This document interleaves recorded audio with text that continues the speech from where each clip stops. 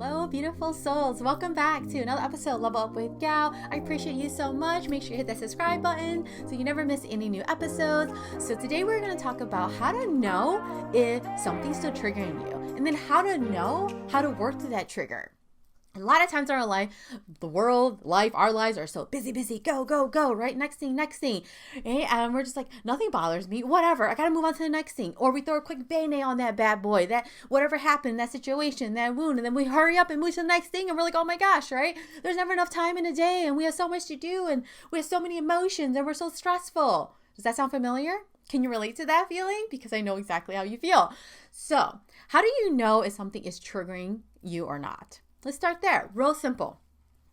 Here's an example. Let's say you're talking to somebody and they say something, and all of a sudden, notice how you feel. You start to feel anger. You start to heat up a little bit. You start to get annoyed with this person, right? Maybe that person in particular didn't even they triggered it, right, by what they said, but they weren't the reason for the trigger. And I'm going to explain. What I mean by that is, maybe someone actually treated you a certain way at one time, and then this other person you're talking to now says those similar words, and then takes you right back to that feeling, and you're like, oh my gosh, shut up, I don't want to hear that. And if you're a little confused, don't worry. So I'm going to use one of my own personal examples to help you know. So for me personally, an old boss used to trigger me. Some just things that happen, and him not being there for me, and conversations that happen, and him not following through, it would just trigger the crap out of me, okay? And again and again and again. And then it started to remind me of another boss I had years ago, who kind of did a similar thing. So it triggered me. It happened both times, and it's something that always continues to trigger me. And then I'm like, how am I going to work through this, right? Because it's making me mad. Number one, if it makes you angry, annoyed, you start to get heated, irritated, any of those feelings, pay attention to how you feel. It's triggering you. Or you don't want to talk to somebody anymore. Have you ever noticed that? And you're like, oh my God, you're so annoying. You're just pissing me off kind of thing. Start to pay attention. Is it that person in particular, or is that person reminding you of a situation or something you've been through before, or reminding you of how someone has treated you in the past, and it's coming back up. It's creeping back up. And maybe that person is doing the same thing, just like the previous person. Like my example, how I had a boss who didn't follow through on stuff, and it irritated me. And then it reminded me of a previous boss I had that did the same freaking shit. And I was like, why? Why can't these damn bosses just follow through the things that they're going to do and be a good damn boss, right? I'm sure many of you can relate to that. Right? And if not, that's a good thing. So for me personally, I'm like, okay, this is triggering me. So with my second boss, I decided to have a conversation with him to actually explain where I was coming from, how I felt, how he made me feel, to see if we can actually work this out, right? We had many conversations. That doesn't mean that anything changed, okay? So kind of, not 100%, not, I wouldn't say it was 100% success, but I did take different actions than I did with the first boss. So with the first boss, I never said anything because I was afraid to. I was afraid to speak up. I was like, I don't want to say anything. I don't want to fire me. So whatever. And I dealt with it. But years later, right? Because we gain experience. We get smarter, wiser, right? Some may say you have more balls to stand up for yourself, And the more you do anything, the easier it gets, right? So, and with my second boss, I did talk to him, and, long story short, it did help a little bit, but at the same time, it didn't change the situation 100%. That doesn't mean someone can change overnight and just, actually follow through on everything they say they're going to do. But what it did do for me is help start my healing journey, so I can start to heal from that situations, because it's actually happened multiple times with two different people. And what I mean by that is for me to start to see and recognize, hey, patterns in myself when someone treats me a certain way, and what I did to actually have a conversation, it helped me heal because I'm actually talking to the person about it instead of talking to other people about that person and hoping that, my boss is going to change by talking to other people, let's keep it real. Talking about someone else never changes the situation. It never does any good, because that person that directly affected you or made you feel away or hurt your feelings, they never know about it. And even if you tell us, a friend or another coworker, let's say, for example, oh, my boss does whatever. My boss didn't follow through, pissed me off, whatever. If that coworker goes and tells your boss, trust and believe the message is not going to be relayed in the right tone. the right words, and then it actually may cause more drama in your life than you actually intended it to, and you may not want to go that route. Trust and believe. Do not do that. It doesn't work out good for you because it's not actually your voice, your tone, your words. Someone else, it's like the game telephone, right? You know, how many times have we played that, especially as kids, right? And it's so funny, hee hee ha ha, right? But then the end message is never the freaking same. It's always like messed up. It's like that's not even what the first person said, right? So same thing. An example where you tell somebody and you hope that person is going to tell the person that affected you. No. Start telling people how they made you feel yourself, and don't do it when you're in a state of anger, because you may say things that you may regret or choose words that you possibly wouldn't want to use because it's not very kind. So I really recommend you have a conversation. Like, we're all adults, and I'm going to give you a tip. How I started the conversation was like, hey, can I have this? I was like, can I have some time with you today or this week? You know, there's some things I want to go over with you, if that's okay. So I was like, awesome, right? So then when we have the conversation, the meeting, I started the meeting off by saying, thank you so much for your time. And I really want to explain to you and address some things that's happened, between us that hurt my feelings, if that's okay with you.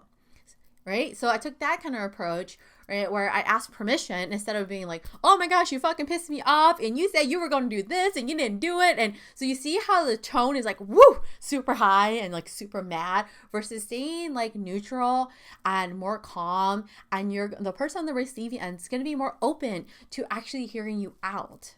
You know what I mean? Versus somebody who's like, okay, you come in hot. Like, dang, chill. Like, that's a lot. That's a lot going on right there. You sure right now is the best time to have a conversation? It changes everything in the environment. The way you set up the meeting or the conversation, even if it's not a person, via Zoom or a phone call, it makes a huge difference. So think about that. And I really encourage you to talk to the people that hurt you. And it allows you, even if it doesn't change the whole situation, it allows you to feel how, like, your emotions. It allows you to express your emotions. It allows you to start healing from that trigger. So this is how you know when you're no longer triggered by something. When it comes up in a conversation or you think of someone, it no longer pisses you off, honestly, right? So for a while, even after this conversation, like, if I thought of that boss and when he was no longer my boss, when I left that job, it was still triggering me. If I saw somebody look like him a little bit, I was like, oh, that guy, Like, have you ever had that feeling? Or like, you had an ex, right? And you meet someone who's like similar to your ex and you're like, oh, that person's so annoying. Like, I don't want to talk to them. Like, oh my God, like, they just get on my nerves even though I don't know why. And then you realize later they remind you of your ex. An example like that. Or maybe someone reminds you of your mom wasn't so nice to you. It could be any example. Or a dog that like bit you when you were a kid, and then you meet this other dog and you're like, oh, right? And it kind of triggers you, kind of thing. So when you're like fully healed from that trigger and something's no longer triggering you is when a thought comes up of that person, or you meet someone that reminds you of that person. So for me, for example, I actually a couple months ago met a guy that truly reminded me of my old boss, right? And I was like, gosh, how interesting is that? Like, not identical, but his demeanor, like even how his height, the way he looked, kind of really reminded me of an old boss. And in that moment when that happened, it did not trigger me. It actually made me miss my old boss a little bit. And that was a moment I was like, wow. And I thought of all the good moments we had together. Yes, it's easy for us to pick out all the bad shit that someone's done to us or how shitty they have made us feel. But I tell you what, in that moment, like, there's also a lot of good stuff. Okay, remember that was of someone, how they made us feel or how they showed up for us. None of us are perfect. So let's first acknowledge that. But also in that moment, I was like, oh my gosh, I actually kind of miss him. And I had like all these memories and thoughts of like good times we actually had together on when I was on that team, all the jokes I had with my coworkers and with my boss, and it really made me smile.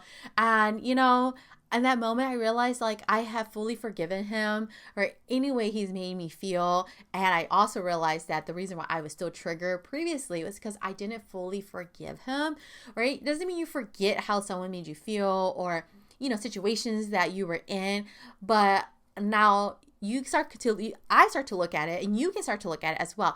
And those are learning opportunities, right? To learn about yourself, to learn about how you allow people to treat you. And I was so grateful in that moment when I ran into someone that really reminded me of him, because I was like, wow, I miss them, not in a point where I want to go back to work with them or work with him or my old coworkers, anything like that, but more so like so grateful for all those lessons, like for all those situations that's happened, you know, good and bad, all those conversations we had. And even in the moment then I was like, why can't you just follow through on some shit? You pissed me off. Why? Right? But now looking back, it's just like, you know what, we're all work in progress. And the reason why he probably didn't, because he didn't have the tools or really truly know how. And you know what?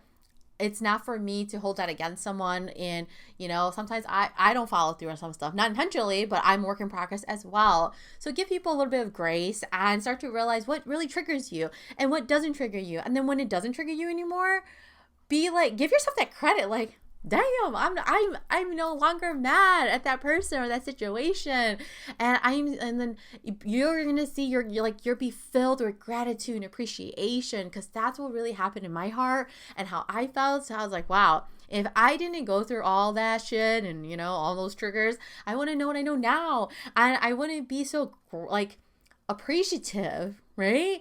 And then it also helped me have more in my awareness, you know, of what a really great boss is. And then it, you know, has helped me be a really, really great boss. But you see what I mean? Like everything is a lesson. It's all about how you look at it. So for you, it could be that similar example, or maybe a different example. Maybe it's the ex, right? You know, that you met, or someone you meet that reminds you of your ex and it triggers you. But then the lesson from there is also, you know what kind of person you don't want to be with anymore. So be grateful for that ex too, that shitty ex. You know, we all have had plenty, right? Let's keep it real. And be grateful for that as well, because now you know what kind of partner you want to be with, or who you'll let into your life. You know what I'm saying? So there's so much to be grateful for in our triggers but in our emotions, I was gonna say. But you have to pay attention. You have to start to pay attention what triggers you. And, you know, what triggers have you actually worked through and have you healed from? And how you do that is start to notice. Write them down. What triggers you? Who triggers you? What are the situations? And how have you actually healed from it? You know, and maybe you don't even know how you heal from it. But maybe you're like, hey, I can put a check mark there, gal, because it no longer pisses me off. Yay! That is a start. That is really good. Because remember, in any part of your life, in any part that you're trying to level up and learn more about yourself and heal and continue to level up, it's going to take time for you to like fully understand, like, hey, how did that happen? Where did it come from? How do I process this? How do I work through this? And how do I change my habits so this no longer like triggers the fuck out of me? You know what I mean? So I hope you found this episode helpful. Overall, start to pay attention to you, how you feel, your emotions, and, you know, what triggers you. And are you letting yourself work through that? Are you letting yourself feel those emotions and those triggers? And are you letting yourself process what those triggers are? And are you having conversations with people, and, you know, who are triggering you, and it's to express your feelings, express yourself, use that throat chakra, express your feelings. But remember to do it in like a nice way. You don't have to yell either. And if you start to get really, really angry, you know, bringing your awareness to like take a deep breath and bring that back down, because yelling never gets us anywhere. Let's keep it real. So I hope you found this freaking helpful. I will catch you in the next episode. I love you all so freaking much. You know this. Please subscribe to my channel. Well, my channel or my YouTube, but also please subscribe to what I meant to say was my show. Leave a review on your favorite listening platform. I appreciate you so much. It really, really helps get this out to more people so we can help impact more lives, and we're all doing this together. We're all a work in progress. I am not any better than you. None of us are any better than each other. We are all freaking connected. So keep being you, keep shining bright. And if you want to message me on any certain topics you want to hear about, DM me at gal_Pereno, or email me at lifecoach@galpereno.com. I love you so much. And if you are struggling and you want one-on-one help with me, reach out to me. Let's have a conversation. I would love to talk to you. Remember, we all need some help sometimes. I need help myself too. I'm not any better than anyone else. Trust me, I have my own shit, my own trauma, my own freaking coaches and mentors to help me through my own stuff. So I love you so much, and keep showing up for yourself.